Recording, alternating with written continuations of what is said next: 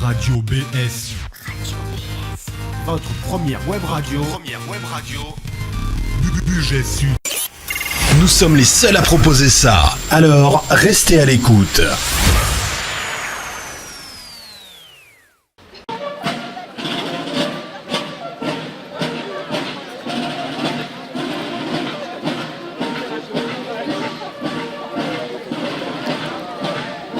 Communiqué du grand quartier général de l'armée française du 11 novembre 1918.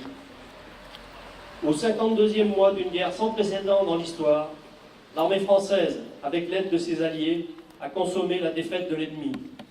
Nos troupes, animées du plus pur esprit de sacrifice, donnant pendant 4 années de combats ininterrompus, l'exemple d'une sublime endurance et d'un héroïsme quotidien, ont rempli la tâche que leur avait confiée la patrie. Toutes les conditions exigées pour la suspension des hostilités ayant été acceptées par l'ennemi, l'armistice est entré en vigueur aujourd'hui à 11h. De l'Union fédérale des associations françaises d'anciens combattants, victimes de guerre et des jeunesses de l'Union fédérale, à l'occasion du 100e anniversaire de l'armistice de la guerre 14-18. 11 novembre 1918. À 5h10 du matin, la convention d'armistice a été signée. À 11h, les clairons et trompettes de toute l'unité sonnent le cessez-le-feu. Le dernier soldat français tué par balle le sera presque à la dernière minute. Il s'appelait Timothée Brussière. C'était un paysan. La veille, les plénipotentiaires allemands et les chefs alliés, conduits par le maréchal Foch, ont signé à Rotonde, en forêt de Compiègne, le document scellant la fin des combats. L'annonce de la fin des hostilités est un très grand moment de joie, particulièrement marqué dans la capitale, où se déroule une fête telle que jamais vue. Cette explosion contraste de la retenue qu'observent pour leur part les soldats, qui savent mieux que quiconque le prix qu'ils ont dû payer. Il est élevé au-delà de toute mesure. Pour notre seul pays, sur les 8 millions de mobilisés pendant cette période, 1 357 000 sont morts, 3 600 000 ont été blessés, 510 000 ont été prisonniers. On a du mal à imaginer toutes les conséquences induites par ce triste bilan humain, le seul irréparable pour une très grande part. Selon la formule lapidaire qui voulait résumer les leçons tirées de l'épreuve longue et cruelle à laquelle il avait fallu faire face, ce devait être la der des der. C'était sans compter avec les haines et les rancœurs que cette guerre avait générées. Quelques mois plus tard, le 28 juin 1919, le traité de Versailles, aux délibérations desquelles l'Allemagne n'avait pas été admise, plus marqué par l'esprit de vengeance que du souci d'apaisement, humiliait celle-ci en lui imposant des conditions de réparation draconiennes. Ce traité ne fut jamais réellement accepté par elle. Peut-être faut-il y voir un des éléments qui fit que 20 ans plus tard, la porte serait ouverte sur une nouvelle tragédie tout aussi, sinon plus épouvantable. La génération de ceux qui ont été acteurs ou témoins de cette terrible période de notre histoire est éteinte. Lazare Ponticelli, le dernier combattant survivant, est mort le 12 mars 2008. Ne reste plus, et pour un temps restreint, qu'un certain nombre de leurs enfants. Ce sont les derniers dépositaires d'une mémoire orale d'origine. Après eux, comme toute période marquante, ne resteront que des souvenirs qui s'estomperont au fil du temps. Alors que tous les pays protagonistes de ce qu'était cette Europe il y a 100 ans se cherchent toujours et ont du mal à se trouver pour faire face aux nombreux défis du siècle actuel, souhaitons qu'ils y parviennent sans pour autant se couper de leur passé respectif. Avec 2018 va se clore la période du centenaire dont la commémoration a été voulue par la nation. À ce jour particulier, ayons une pensée pour tous ceux qui ont eu à souffrir très durement de cette tragédie passée. Gardant, quoi qu'il advienne, foi dans l'avenir de notre grand pays, reprenons à notre compte ce début d'hommage, de respect et d'admiration qui leur est dû. Gloire à notre France éternelle, gloire à ceux qui sont morts pour elle.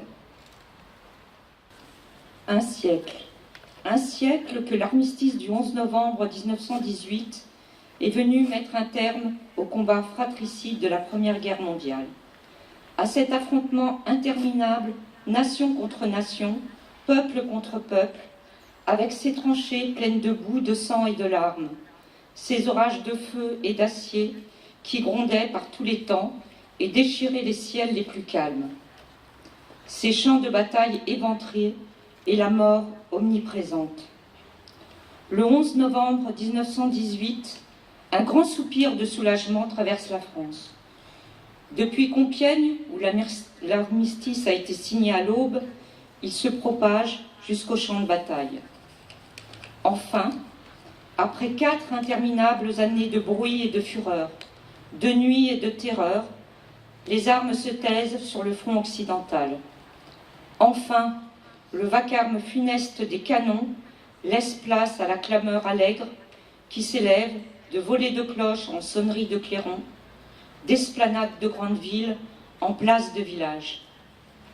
Partout, on célèbre alors avec fierté la victoire de la France et de ses alliés. Nos poilus ne se sont pas battus pour rien. Ils ne sont pas morts en vain. La patrie est sauvée, la paix enfin va revenir.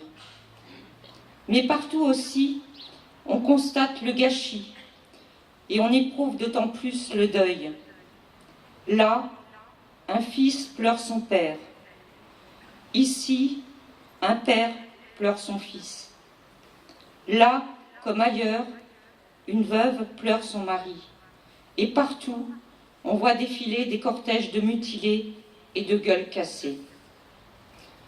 Françaises, Français, dans chacune de nos villes, dans chacun de nos villages, Françaises et Français de toutes générations et de tous horizons, nous voilà rassemblés en ce 11 novembre. Pour commémorer la victoire, mais aussi pour célébrer la paix. Nous sommes réunis dans nos communes, devant nos monuments aux morts, pour rendre hommage et dire notre reconnaissance à tous ceux qui nous ont défendus hier, mais aussi à ceux qui nous défendent aujourd'hui jusqu'au sacrifice de leur vie. Nous nous souvenons de nos poilus, morts pour la France, de nos civils, dont beaucoup ont aussi perdu la vie, de nos soldats marqués à jamais dans leur chair et dans leur esprit, de nos villages détruits, de nos villes dévastées.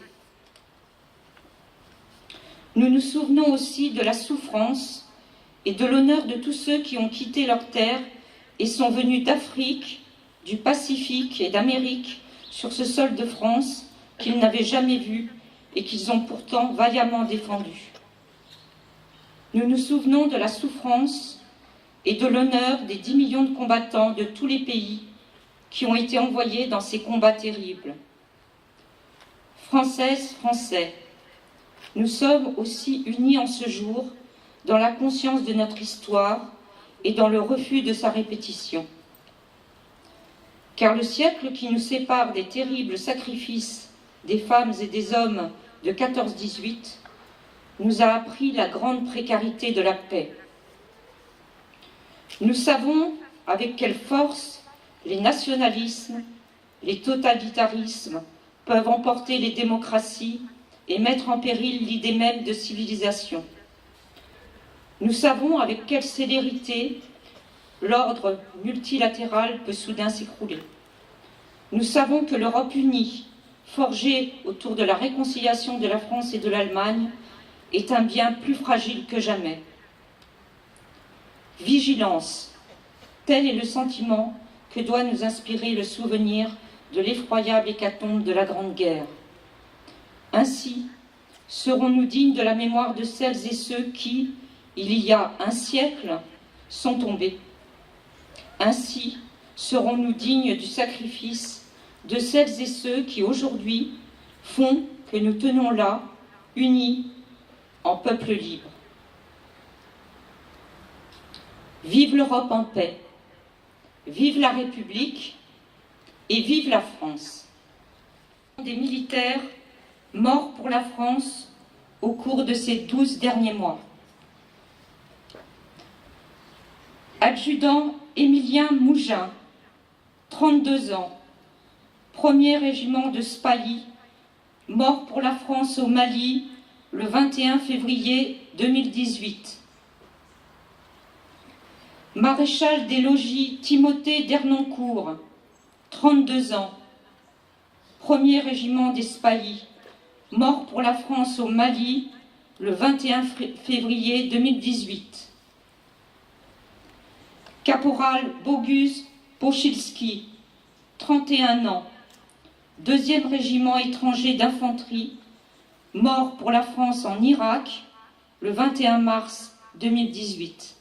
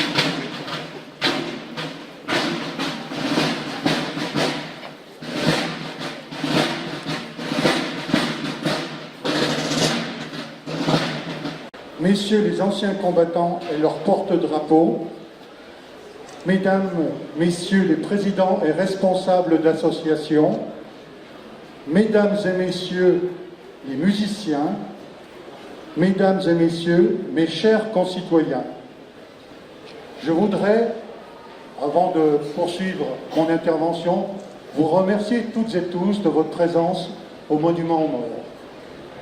C'était un moment intense, plein de sentiments, plein de reconnaissance vis-à-vis de nos poilus qui, il y a 100 ans de ça, sont morts pour que la France retrouve sa liberté. Du fond du cœur, merci à vous tous. Je voudrais aussi remercier les jeunes, beaucoup de jeunes, ce qui est très très intéressant. La mémoire, on n'oublie pas. Remercier les jeunes gymnases de la Jeanne d'Arc et toutes les personnes qui ont participé à cette cérémonie. En préambule, je tenais à remercier également le piquet d'honneur du groupement de soutien de la base de défense de la Valbonne, détaché ce jour à Belay. Merci également au père Xavier Rendu pour l'organisation de l'office religieux en hommage aux combattants disparus. Enfin, je salue la présence fidèle des associations civiles et militaires, l'UFAC, la FNACA, les anciens du maquis, les médaillés militaires et la Jeanne d'Arc. Nous venons de nous réunir devant le monument aux morts de la commune pour commémorer le 100e anniversaire de la fin de la Première Guerre mondiale. Avant cela, un défilé avec des personnes en costume est parti du monument érigé à la gloire du 133e régiment d'infanterie pour remonter le long du boulevard du Mail jusqu'à la place de la Victoire. Et merci, ils sont ici, nos poilus d'aujourd'hui. Merci de votre présence. Vous avez aussi rehaussé cette cérémonie. Merci beaucoup. Le 2 août 1964, ce monument qui était au cimetière de la Bouvardière, pour ceux qui connaissent, a été déplacé à l'occasion du 50e anniversaire du départ pour le front des régiments de Belay. Depuis 2014, ce conflit majeur fait l'objet de nombreuses commémorations. La ville de Belay a souhaité s'y associer en proposant un programme complet d'animation tous les 2 ans. La collectivité souligne ainsi son engagement pour une politique mémorielle forte et participative, en invitant les citoyens à se rassembler autour d'un héritage commun.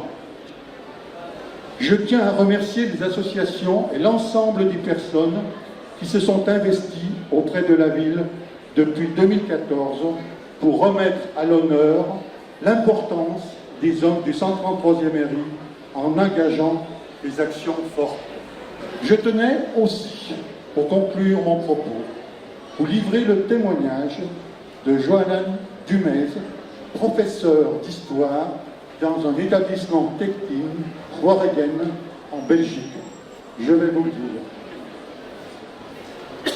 Chère mère, chers membres du conseil municipal, chers représentants des associations patriotiques, chers habitants de Belay, aujourd'hui, le 11 novembre, nous vous envoyons une salutation chaleureuse de la part des directeurs, des professeurs et des élèves de Waregem, en Flandre occidentale, en Belgique. Nous sommes une école technique et professionnelle de 1380 élèves et 200 professeurs. Le 23 octobre dernier, ça faisait exactement 100 ans que les hommes du 133e RI d'infanterie sont entrés dans notre commune vers 7h30 du matin pour nous libérer de l'occupation. De l'occupation allemande qui avait duré pendant 4 ans. Les jours suivants, il y avait encore une bataille sanglante pour reconquérir tout le territoire. Finalement, le 29 octobre, le régiment de Lyon a atteint son dernier objectif de la Première Guerre mondiale. Le carrefour avec une taverne portant le nom spécial En espérant la paix. Pour commémorer le centenaire de cet anniversaire, nous avons préparé un projet didactique unique pour nos élèves de 2e de 13 à 14 ans. On a appelé ce projet les Lions de Waregem pour rendre hommage à nos libérateurs du 133e régiment d'infanterie. Le 28 septembre, nos élèves ont appris l'histoire des jours d'octobre de 1918. Le 23 octobre, nous avons commencé la journée avec une petite cérémonie. Ensuite, les élèves ont pu choisir des activités soigneusement préparées par quelques professeurs. Dans les semaines à suivre, les élèves apprendront encore plus sur la Première Guerre mondiale en la commémoration de ces événements.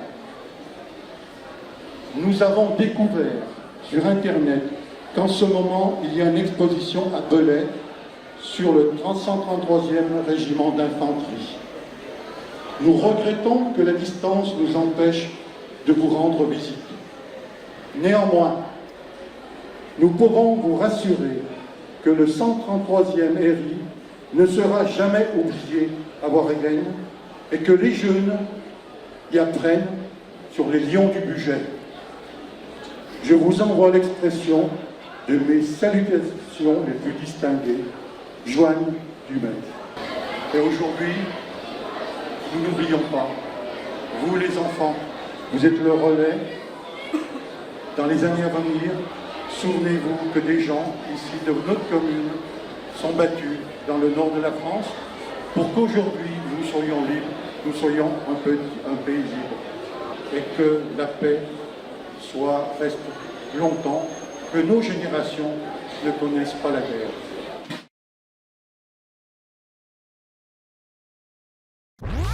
Radio BS. Votre première web radio. Budget Sud.